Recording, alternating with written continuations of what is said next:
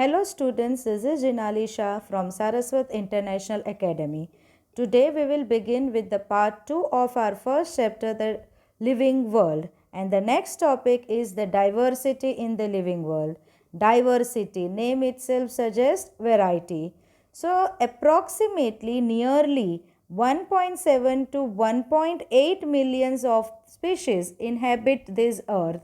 So, how can we define biodiversity? This term biodiversity is made up of two words, bio, that is living organisms, diversity means variety. So, we can define biodiversity as the number and type of the organisms which are present on the earth. Now, in order to know the living organisms properly, there is a branch of science which is called as the taxonomy. So, taxonomy is a branch of science which deals with the classification of the organisms. So, how can we define the term taxonomy? Say, for example, the taxonomy means the principles and procedures of the classification. So, when we talk about the term classification, it means we need to categorize the organisms. How can we categorize the organisms? That can be studied through the field of the taxonomy. Now, taxonomy branch deals also with very important procedure that is called as the naming of the organism. Now, students, we know that the plants and organisms in our area are known by their local names, and these local names, they vary from place to place. So confusion might be created. Say for example, mango. So mango can be known as aam, it can be known as curry, but this name is a local name which varies from place to place, and it cannot be known by the same name all over the world. Local names will vary from places to places.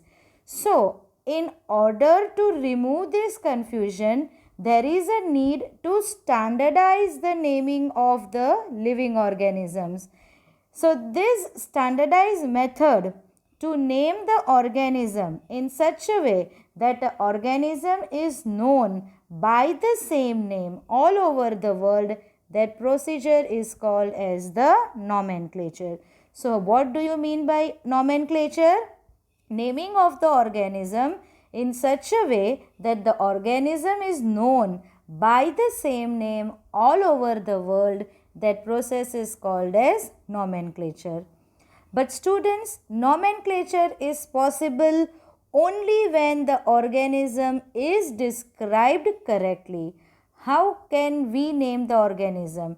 We can name the organisms only when it is described correctly, and that field is called as the identification, the branch of the taxonomy which deals with the description of the organisms correctly, that is called as the identification.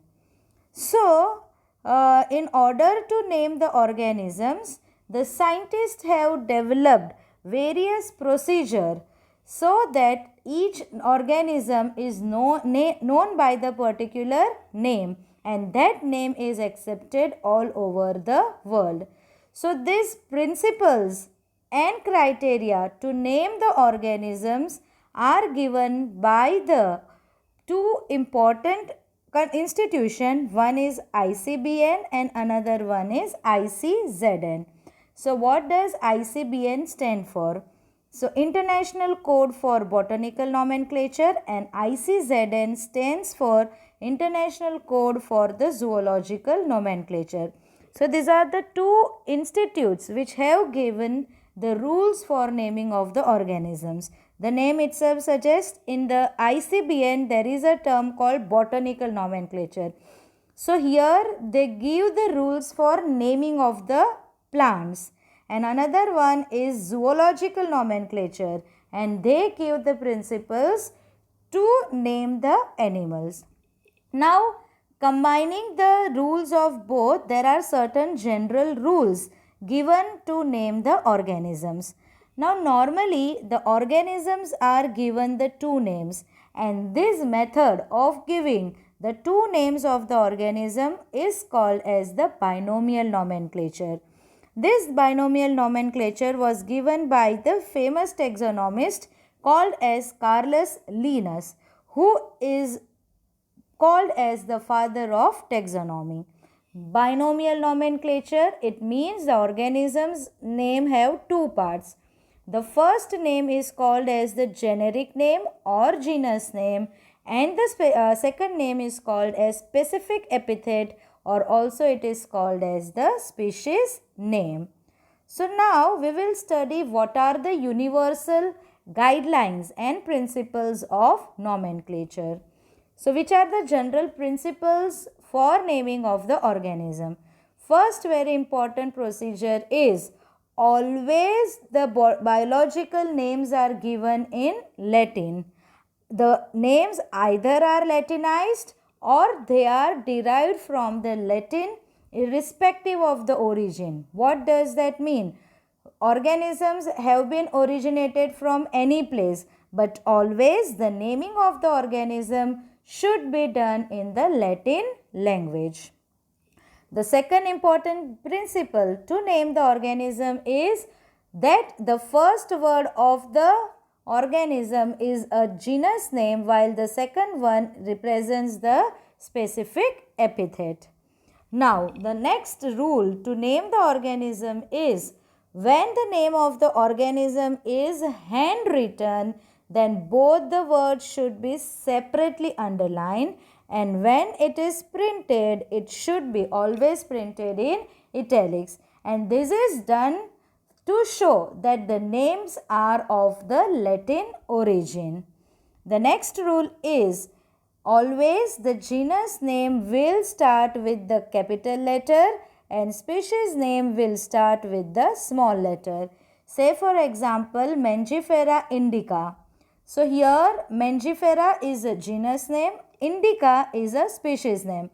As I have written these two words, that these two words are underlined separately, and the genus name is starting with the capital letter and the species name is starting with the small letter. Now, name of the author is written in the abbreviated form after the species name. That is, say for example, Mangifera indica, and after that I have written Linn. What does that indicate? It indicates that this species was first described by the scientist Linnaeus. Clear? So, these are the 5 important guidelines to name the organisms. Clear? Now, taxonomy includes the various fields. So, one of the field which is studied under the heading of the taxonomy is the classification. Name itself suggests classification means to group something. So, what here classification means? So, classification is nothing but the grouping of the organisms into various categories. And how this grouping is done? Grouping is done on the basis of the observable characters of the organisms. Say for example, if we see dog, so what characters do we see? Externally, say for example, it have a tail. We can say it if it is a female dog, it will have the mammary glands. So these are certain observable characters we see. So grouping of the organism on the basis of their observable characters, what is that called as classification? And each category is called as a taxon. What is it? What is a category called as? Each category is called as taxon. So, what are the processes which are included in taxonomy? Taxonomy includes characterization, it includes identification, it includes classification, and finally it includes the nomenclature. So, these are the 4 processes which are the processes studied under the taxonomy: characterization, identification, classification, and nomenclature.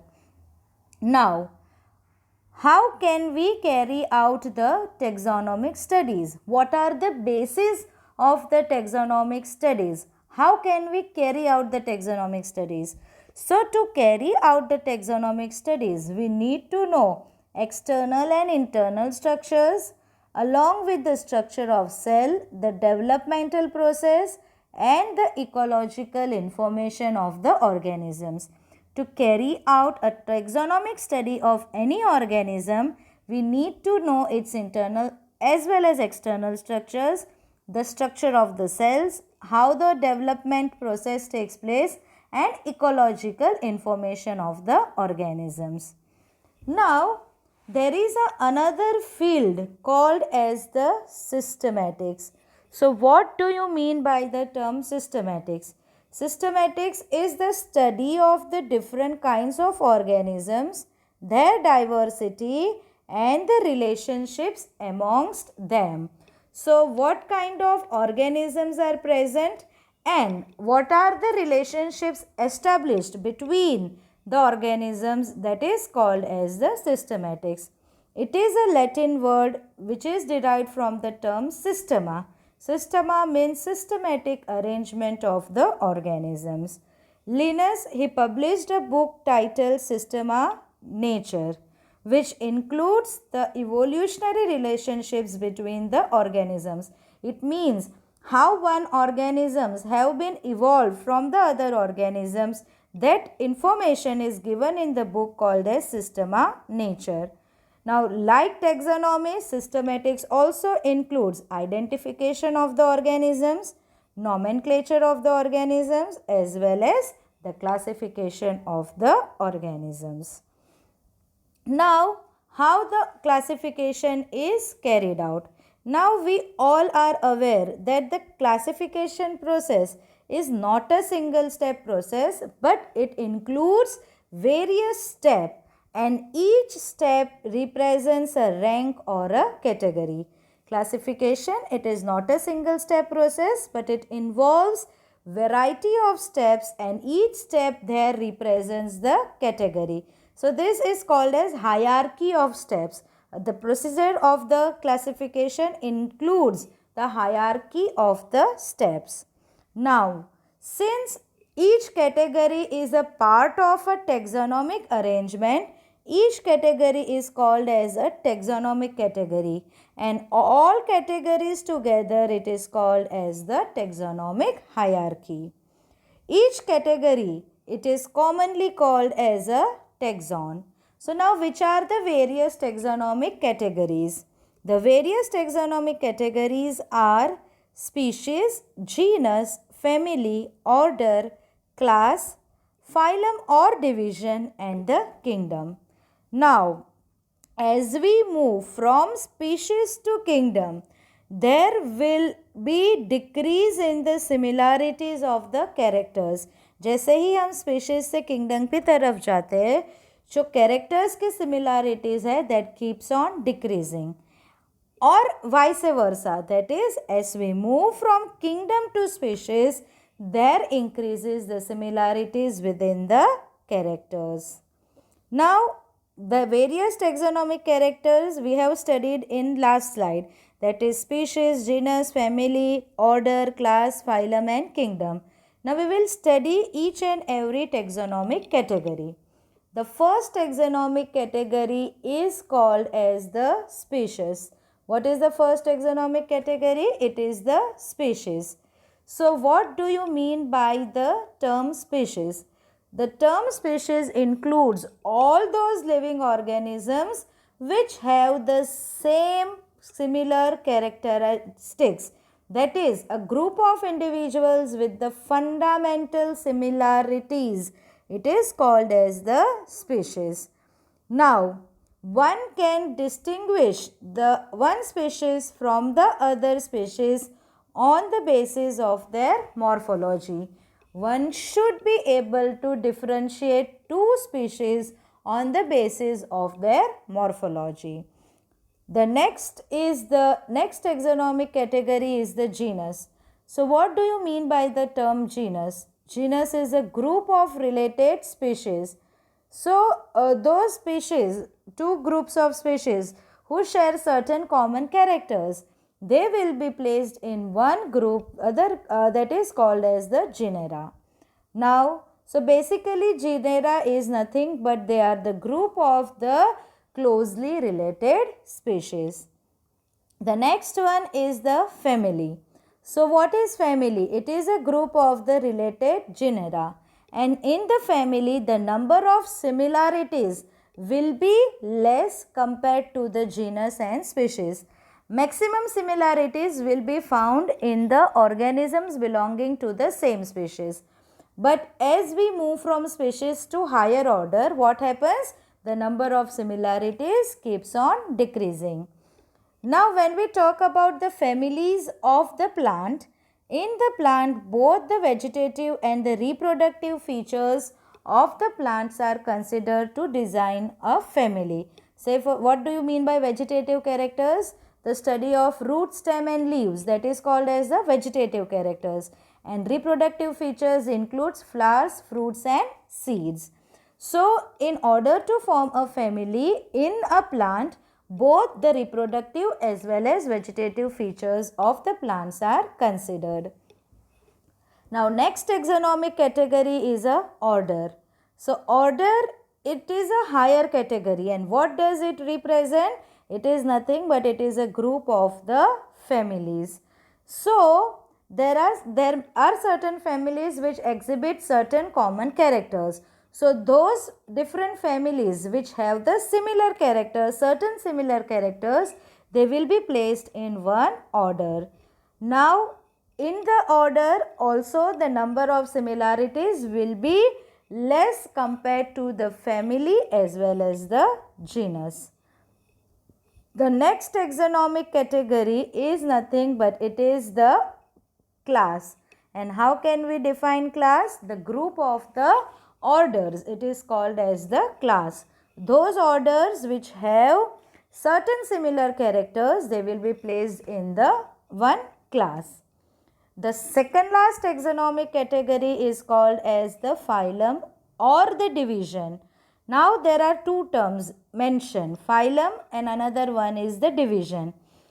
Phylum is a term which is used in the classification of the animals, and division is a term which is used in the classification of the plants.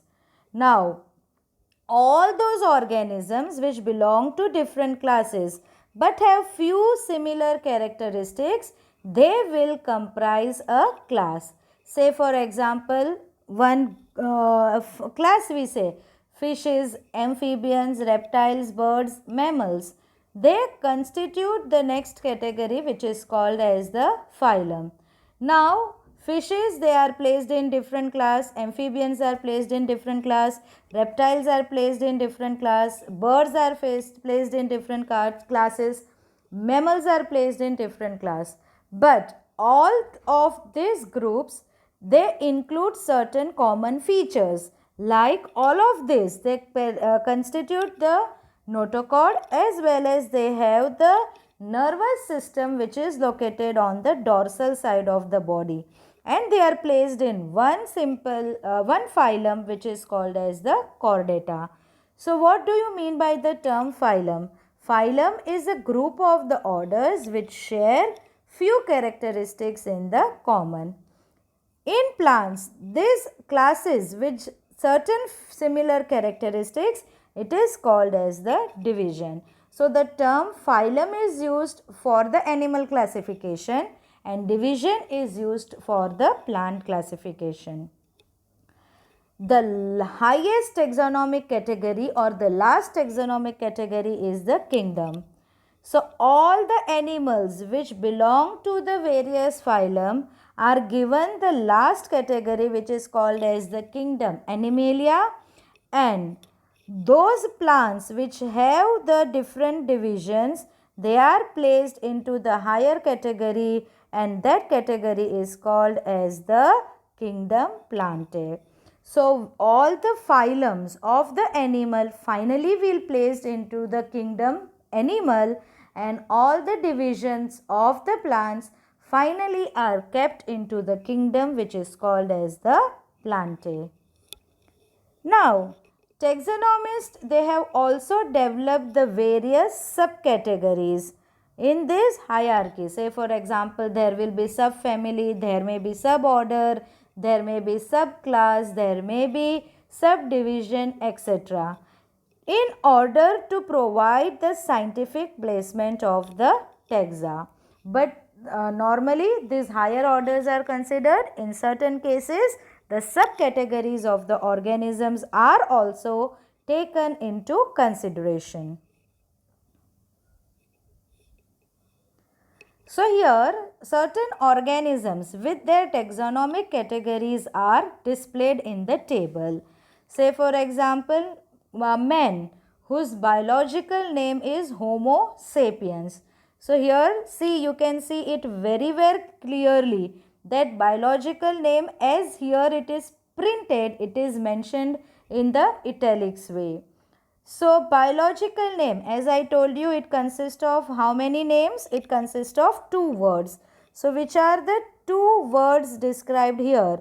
One is the Homo and another one is the Sapiens.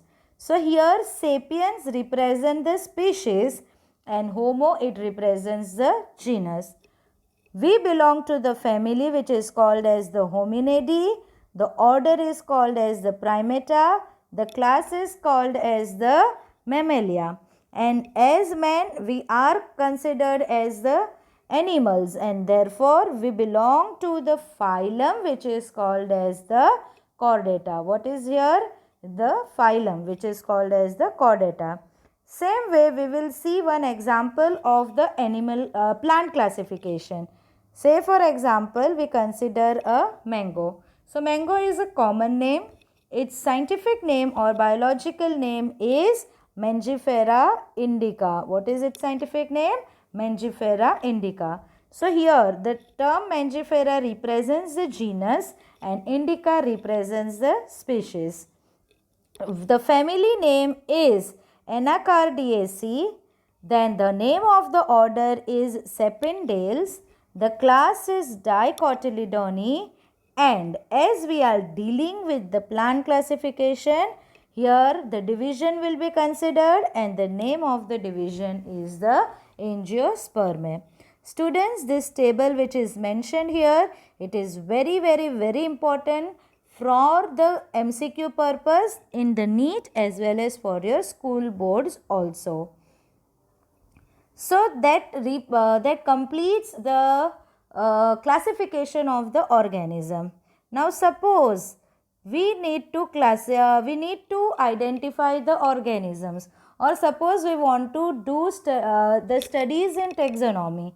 So there are certain taxonomical aids. Taxonomical aids means there are certain procedures and techniques where the organisms are stored and preserved, and these stored and preserved organisms can be used by us to learn the organisms. So these are the taxonomical aids. What do you mean by that?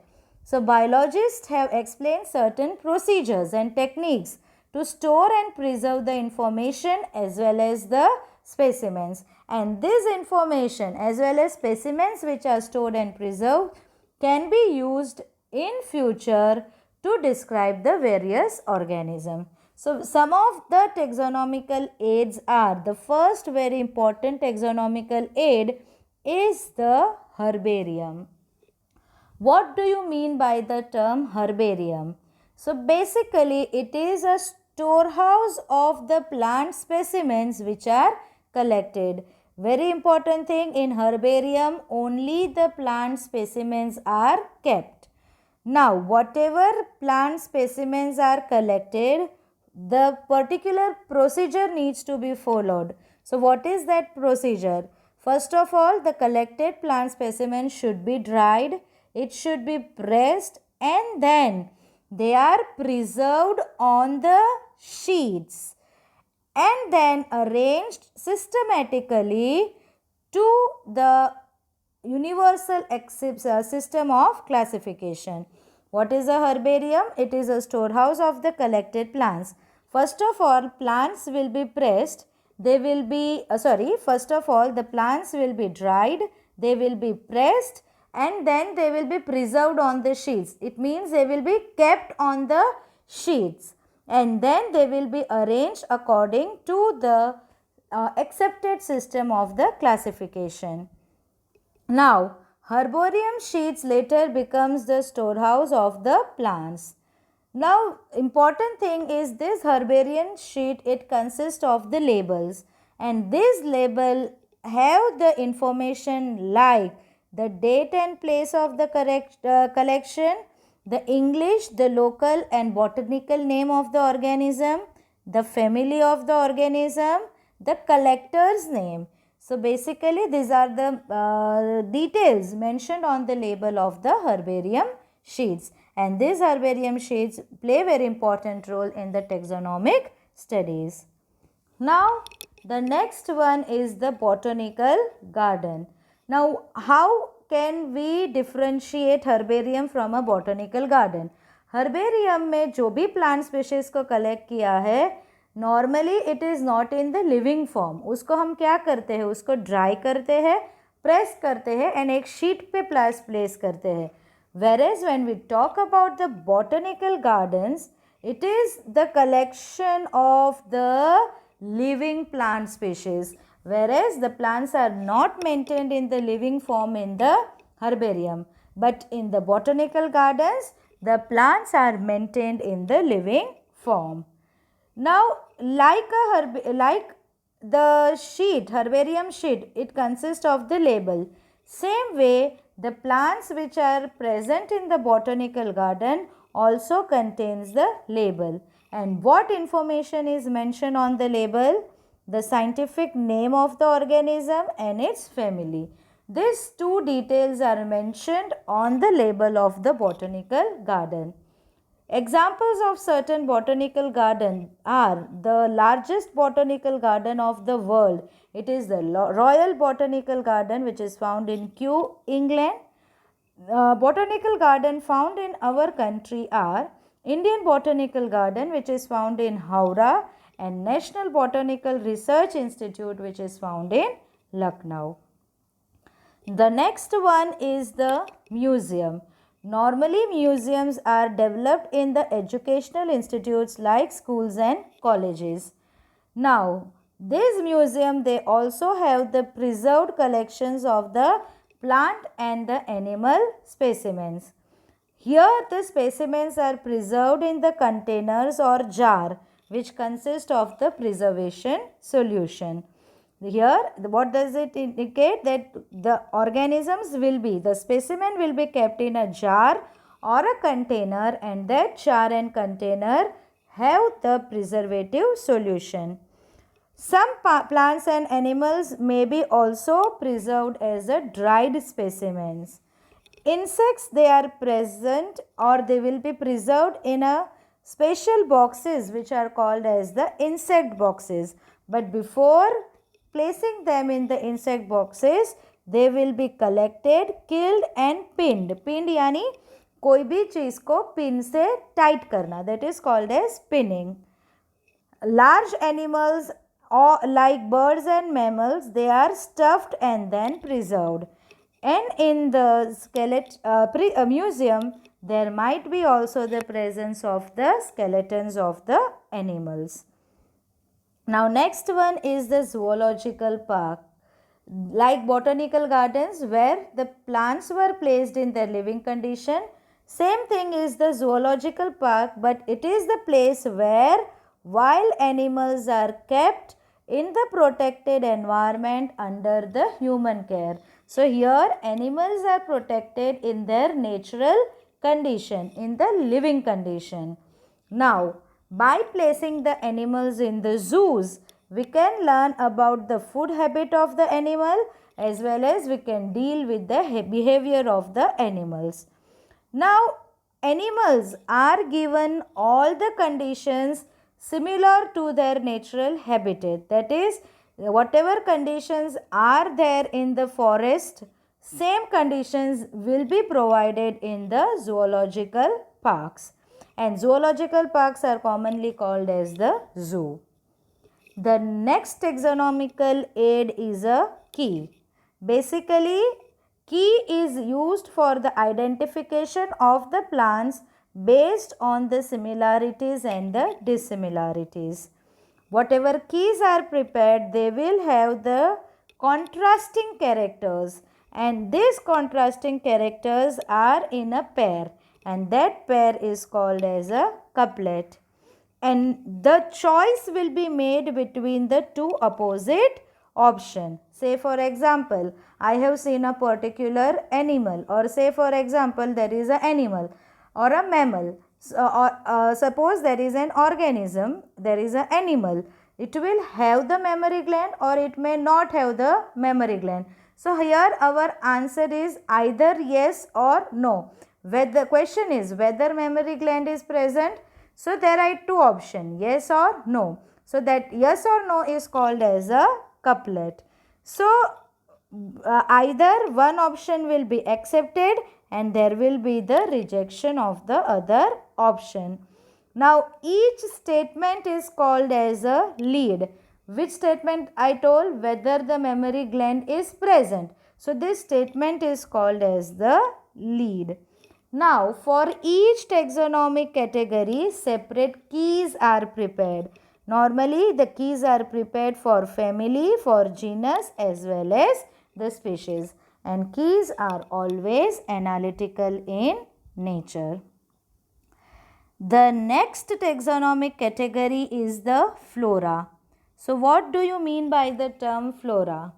So basically the distribution of and the habitat of the plants in a given area, एक particular area में where the plants, habitat of the plants and how are those plants distributed, that detail is mentioned in the flora. So basically we can get the idea about the plant species which are found in the area by the help of the flora. Particular area में कौन से plant species present है उसकी information अगर चाहिए then we can go it with the help of the flora. The next one is the manuals. Basically, manuals they provide the information for the identification of the name of the species found in an area. Particular area में कौन से organisms present है, their names will be provided in the manuals. The monograph, mono means one. So the information of only one taxon, that is called as the monograph. What is it called as? The any thing which contains the information of only one taxon, what is it called as? It is called as the monograph. And finally the catalog. Catalog basically is a small booklet which gives the account of the books related to the botanical title, the full name of the author and the publication. So basically, suppose if you are interested to study botany, so catalog is a small booklet के जहाँ पे आपको botany के लिए कौन से books useful होगी, उनके ऑथर का नाम क्या है एंड वो बुक्स किन्होंने पब्लिश की है, that information containing booklet is called as a catalog. So here we come to the end of our chapter. Thank you students.